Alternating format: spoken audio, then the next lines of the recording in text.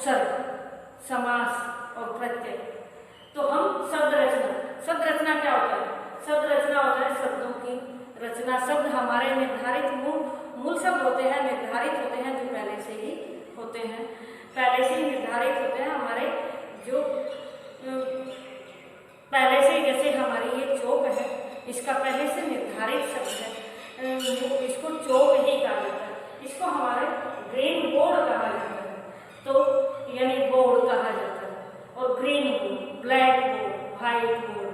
तो इस तरह के जो अलग इसमें जोड़ दिए जाते हैं, ये इस तरह के हमारे शब्दों की रचना होती है। तो शब्दों की रचना ये कही जाती है, शब्दों की रचना। तो शब्दों की रचना हमारी बताया मैंने उपसर्गों द्वारा होती है, प्रत्ययों द्वारा होती है, समास द्वारा होती है और संधि द्वारा होती है। लेकिन हम यहाँ पहले हम उपसर्ग द्वारा कैसे रचना होती है, नए शब्दों की रचना होती है। नए शब्दों की रचना, नए शब्द बनाए जाते हैं, नए शब्द बनाए जाते हैं, नए शब्द बनाए जाते हैं। तो हमारा ये शब्द इसमें हम कोई चेंज नहीं कर सकते। अब जैसे ये हमने नेताजी चुनाव हार गए, नेताजी चुनाव हार गए, तो हार एक मूल शब्द है, निर्धारित है, ये पहले से बना दिया गया शब्द, इसमें हम कोई परिवर्तन नहीं कर सकते। तो ये हमारा एक शब्द है। तो नेताजी चुनाव हार गए, लेकिन हार से ही हम बहुत सारे शब्द बना सकते हैं। अब 2-3 मैंने जैसे वाक्य बनाए हैं, चींटी अपना आहार इकट्ठा कर रही है, चींटी अपना आहार इकट्ठा कर रही है, आ हा, तो हार मूल शब्द था, आ इसमें जोड़ा गया आहा, तो आहार यानी एक नया शब्द बना हार शब्द से। तो इस तरह ये आ हम अलग से स्वतंत्र रूप से वाक्य में प्रयोग नहीं कर सकते हैं, स्वतंत्र रूप से वाक्य में प्रयोग बिल्कुल नहीं कर सकते हैं। वाक्य में प्रयोग हमने ऐसे, तो यानी अब चींटी अपना आहार इकट्ठा कर रही है, तो इस तरह यानी अब इसमें जोड़ दिया गया, शब्द रचना बनी है, तो एक नया शब्द बना दिया गया। तो इस तरह से हमारा प्रयोग में आया। लेकिन अब इसमें मान लिया नेताजी आ गए हैं, क्रिया जो होती है यानी हार गए यहाँ, लेकिन आ गए हैं, तो इस तरह तो हो सकता है आ एक क्रिया शब्द है, आ एक क्रिया शब्द है, तो वो तो है, लेकिन आ यहाँ इस तरह अगर वाक्य में जोड़ते हैं तो वो नहीं जोड़ते हैं। बेटा ये समझ में आ जाता, आना चाहिए, आता है, यानी हार क्या होता है? तो हार एक मूल शब्द है, इसमें आ जोड़ा गया, आहार हो गया, आहार इकट्ठा कर रही है। इसी तरह किसी ने उसके सिर पर डंडे से प्रहार किया, हार से प्रय जोड़ दिया गया, तो एक नया शब्द बना, यानी हर बार यहाँ हार गया, वो हार गए हैं, चुनाव हार गए हैं, तो यहाँ तो वो हार गए हैं, जीतना और हारना होता है, जबकि यहाँ आहार का मतलब भोजन है, कि भोजन इकट्ठा कर रही है, और यहाँ इसका मतलब प्रहार, प्रहार यानी चोट मारी है, चोट की है, डंडे से प्रहार किया है। तो इस तरह यानी तो ये इसकी डेफिनेशन, इसलिए अब मैं ये बात बता रही, ऐसे शब्दार्थ जो किसी शब्द के पहले जुड़कर किसी नए शब्द का निर्माण करते हैं तथा उसके अर्थ में विशेषता या परिवर्तन, कोई विशेषता लाते हैं या कोई परिवर्तन लाते हैं, चेंज करते हैं, तो वे उपसर्ग कहलाते हैं। क्या कहलाते हैं? उपसर्ग कहलाते हैं, उपसर्ग कहलाते हैं। तो उपसर्ग के लिए हम थोड़े मान एक शब्द ले लिया, मान, क्या मान एक नया शब्द, जैसे हार था या हमने मान, तो मान में अनु जोड़ा तो अनुमान, अनु उपसर्ग है। अब ये सेंटेंस में किसी वाक्य में हम प्रयोग नहीं कर सकते कि ये अनु है, इस तरह नहीं हो सकता, हमारा अनुमान है, हम ये काम कर सकते हैं। तो इस तरह यानी अनुमान एक नया शब्द बना, मान शब्द से, मान शब्द का अर्थ होता है मान, सम्मान का, लेकिन यहाँ जब अनु इसमें जोड़ दिया गया तो नए शब्द की रचना हो गई, तो शब्द का परिवर्तन भी हो गया, यानी अर्थ में भी चेंज आ गया। अनुमान मीन्स हुआ अंदाजा, अंदाज, सॉरी अंदाज नहीं, अंदाजा ये होता है। इसी तरह मान, सम्मान, तो सम और मान,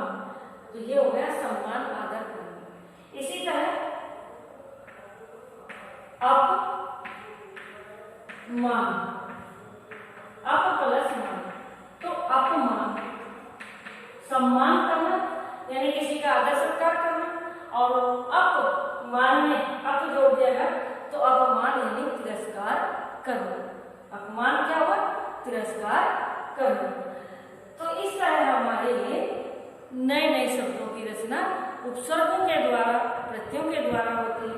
तो ये हमारी उपसर्ग के द्वारा नए नए शब्दों की रचना हुई है। शब्दों की रचना तो हुई है, अब इनके यानी उपसर्ग, उपसर्ग मैं फिर से बताती हूँ, उपसर्ग यानी शब्द के शुरुआत में जुड़ते हैं, शब्द के शुरुआत में जुड़ते हैं। ये देखो शुरुआत में जुड़े हुए हैं, ये शुरुआत में जुड़े हुए हैं, शुरू में जुड़े हुए हैं, तो ये होते हैं हमारे उपसर्ग। और अगर मूल शब्द के बाद में जुड़ते तो होते हैं हमारे प्रत्यय। तो प्रत्यय में बाद में समझाऊंगी, पहले ये अच्छे से समझ लें, समझ आ गया हमें। तो अब ये हमारे संस्कृत के, हिंदी में 5 प्रकार के उपसर्ग होते हैं।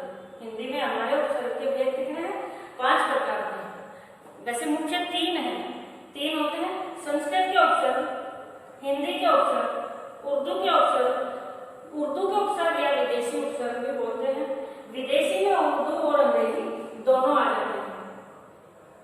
तो इस तरह हमारे किसी किसी बुक में 3 भी होते हैं, तो किसी में 5, इसमें 5 दे दिए गए। तो इस तरह संस्कृत के उपसर्ग हमारे, संस्कृत के उपसर्ग हमारे हैं जो हम तत्सम उपसर्ग भी जिनको बोलते हैं, जो संस्कृत से ज्यों के त्यों, संस्कृत से ज्यों के त्यों आए हैं, उनको हम बोलते हैं ज्यों के त्यों हिंदी में प्रयोग होते हैं, उनको बोलते हैं हम। जैसे तत्सम शब्द है तो ये तत्सम उपसर्ग है। तत्सम उपसर्ग हैं हमारे जैसे अब, अधि, अन आदि, इस तरह के। ये आपकी बुक में है, अच्छे से इनको पढ़ोगे, ये मैंने समझा दिए हैं। तो ये संस्कृत के उपसर्ग। अब दूसरे हैं उपसर्गों की तरह प्रयोग में आने वाले अव्यय। उपसर्गों की तरह प्रयोग में आने वाले अव्यय क्या होते हैं? ये अव्यय भी एक बार समझिए। अव्यय होते हैं जो हमारे यथा, तथा और यानी अविकारी शब्द, अविकारी शब्द होते हैं कि लिंग वचन कारक के अनुसार नहीं बदलते हैं। लिंग वचन कारक उसके अनुसार हमारे अव्यय नहीं बदलते हैं, वो इस तरह के हमारे अव्यय होते हैं। जैसे और, तथा, लेकिन, ये इस तरह के क्रिया विशेषण जिनमें यानी कि क्या बताया मैंने, अव्यय शब्द वे होते हैं कि जो किसी भी कारण से, जो किसी भी कारण से उनमें कोई परिवर्तन नहीं होता है, उनको हम अव्यय कहते हैं। तो उपसर्गों की तरह प्रयोग में आने वाले संस्कृत के अव्यय ये हमारे क्या होते हैं? ये हमारे होते हैं, ये हमारे होते हैं उपसर्ग की भांति प्रयोग होने वाले संस्कृत के अव्यय। अब जैसे कु, तो ये अव्यय है, यानी लिंग वचन कारक किसी तरह से ये नहीं है। कु, वही, पुनः,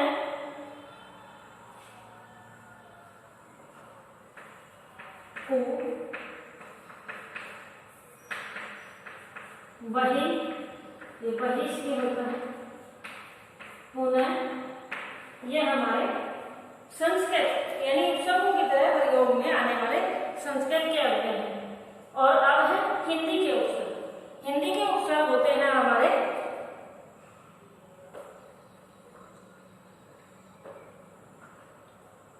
हिंदी के उपसर्ग हैं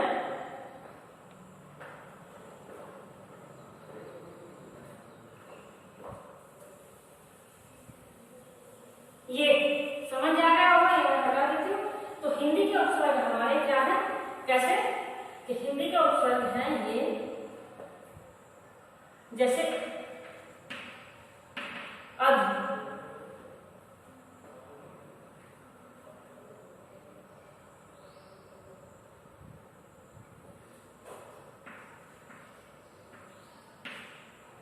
अन, आ,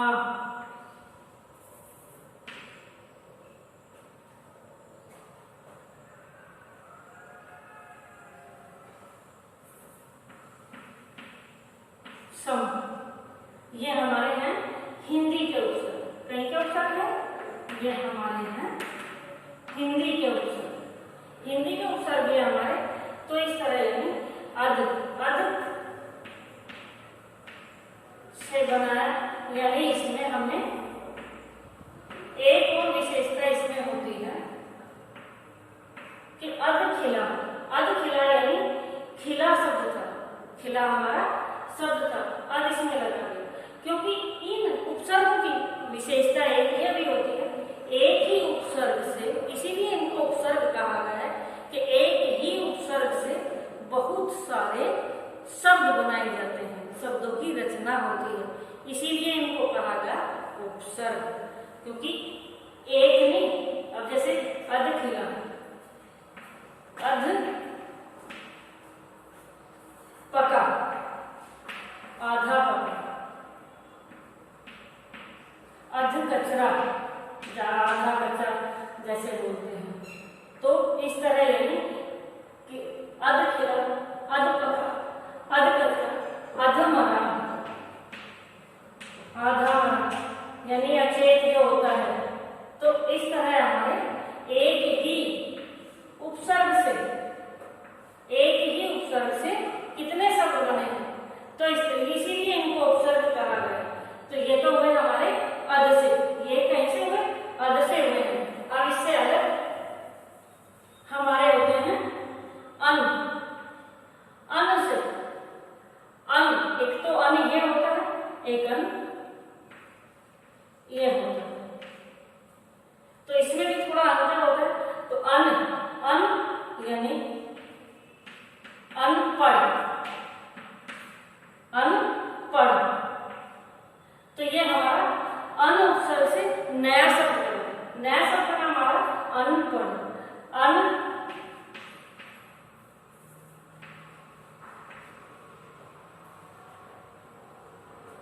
अनुचित, अनुचित, अनुचित, उचित शब्द था हमारा और अनुचित नया शब्द है, अन से, तो अनुचित। तो इस तरह हमारे नए नए शब्द होते हैं। आ से आकार, आ से आकार, समान शब्द होता है, कार हो सकता है, आ समान, तो समान हो सकता है, आ इसमें लगाएगा आसमान, आसमान, तो इस तरह। और आ से हमारे बहुत सारे शब्द बनते हैं इस तरह, आ राम, राम हमारा हो सकता है, लेकिन आ राम, तो इस तरह ये हमारे हर उपसर्गों से संस्कृत के हों या उपसर्ग इस अंग्रेजी के हों या फिर हिंदी के हों, तो इस तरह उपसर्गों से, उपसर्ग की यही है कि नए नए शब्द बनते हैं। सम के मैंने ये बताया कि सम्मान, सम से हार, तो यहाँ इसको सम प्लस हार, संहार, तो सम उपसर्ग है, संहार बना, संघर्ष, सम से ही बना है, संस्कार, संस्कार, कार हो सकता है लेकिन सम इसमें मिला तो ये सै का सा है। तो इस तरह ये हमारे आपस में जुड़े हुए होते हैं, यानी इस तरह हमारी संधि में जो व्यंजन संधि होती है, तो व्यंजन संधि, इसलिए ये सारे एक तरह से मिले जुले होते हैं।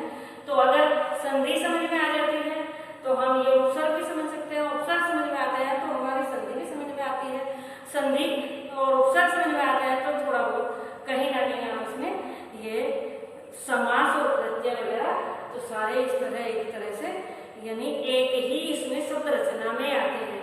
तो थोड़े सारे समझने हो गए। अब संस्कार यानी कैसे आया, इसलिए मैं ये दोनों शब्द नहीं, ये तो हमारा बिल्कुल स्पष्ट दिख रहे हैं, ये हमारे स्पष्ट दिख रहे हैं कि इसमें पढ़ लगा हुआ है, इसमें मान लीजिए चितवन भी होता है, तो ये भी हम कर सकते हैं, ये कर सकते हैं, लेकिन ये हमें ये कि ये संहार है, तो यहाँ तो न की आवाज आ रही है, न की साउंड आ रही है, तो ये सम से कैसे बना, जैसा यहाँ तो संस है, तो ये कार यानी संस्कार कैसे हुआ, कार और शब्द कैसे है, तो संस्कार कैसे बना, तो ये भैया इस तरह इसमें कुछ व्यंजन यानी व्यंजन संधि के कुछ नियम आते हैं, तो ये हमें समझने होते हैं। तो ये देखो इस तरह हमारे ये नए नए शब्द बनते हैं।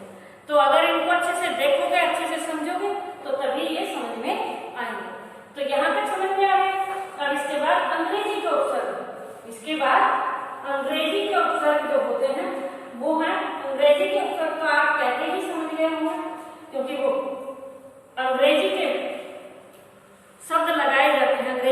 उपसर्ग लगाए जाते हैं, अंग्रेजी के उपसर्ग लगाए जाते हैं, जैसे सब या फिर सब।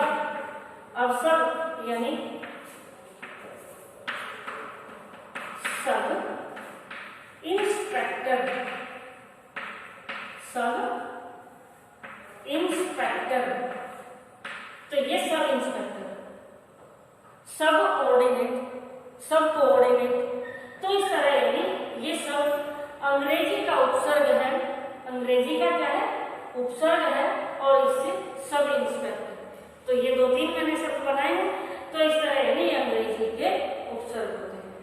और इसी तरह सब है,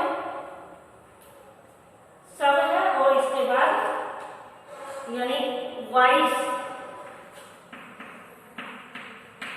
वाइस, तो वाइस इंस्पेक्टर और सॉरी वाइस प्रिंसिपल, जैसे वाइस प्रिंसिपल, तो प्रिंसिपल होते हैं मुख्य प्रिंसिपल, तो उनको मुख्य नहीं कहा जाता, लेकिन जो वाइस होते हैं, सहायक होते हैं, तो वो वाइस प्रिंसिपल,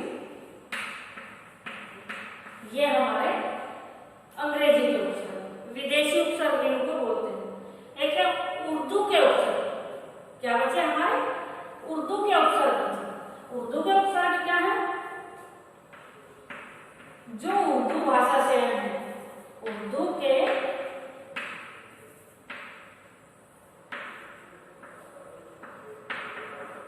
उपसर्ग, उर्दू के उपसर्ग जैसे बे, हर, हम, ला, ये हमारे उर्दू के उपसर्ग। बे यानी बेकसूर, बेकसूर, बेकसूर,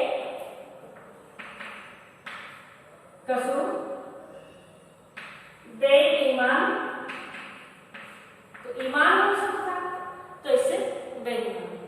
इसी तरह हर, हर दम, हर वक्त,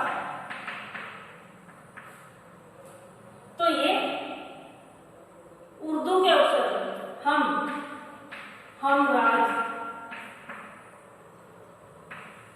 हम सफर, हम शक्ल, एक जैसे। ला, ला से वारिस शब्द है, लावारिस, लाजवाब, जवाब, वारिस, लेकिन ला लगाते ही लावारिस, तो इस तरह के शब्दों में चेंज हो जाता है। तो ये हमारे हो गए उपसर्ग, समझ में आ गए होंगे बेटा, अच्छे से आ गए होंगे ये। अब हम प्रत्यय अगली वीडियो में समझाएंगे, ये आपको अच्छे से समझ आ रहे होंगे। अब इसकी मैं एक्सरसाइज दे रही हूँ, एक्सरसाइज आपको करनी होगी अच्छे से, और नहीं समझ में आते हैं तो दोबारा से भी मैं बता देती हूँ कि एक बार फिर से समझ। ऐसे शब्दांतर शब्द के पहले जुड़कर नए शब्द का निर्माण करते हैं, उसके अर्थ में विशेषता या परिवर्तन लाते हैं, वो उपसर्ग कहलाते हैं। तो ये वाले, ये इधर जो है ये हमारे क्या है, मूल शब्द हैं हमारे, और इसमें ये उपसर्ग लगे जो अंडरलाइन की है, ये है हमारे मूल शब्द, और जो अंडरलाइन से अलग है ये इधर ये लिखे भी हैं, ये हमारे क्या है, ये हमारे हैं उपसर्ग, उपसर्गों के हिस्से, शब्दांश शब्दों के हिस्से। तो समझ में आ गए होंगे। अच्छा बच्चों, ठीक है, ओके।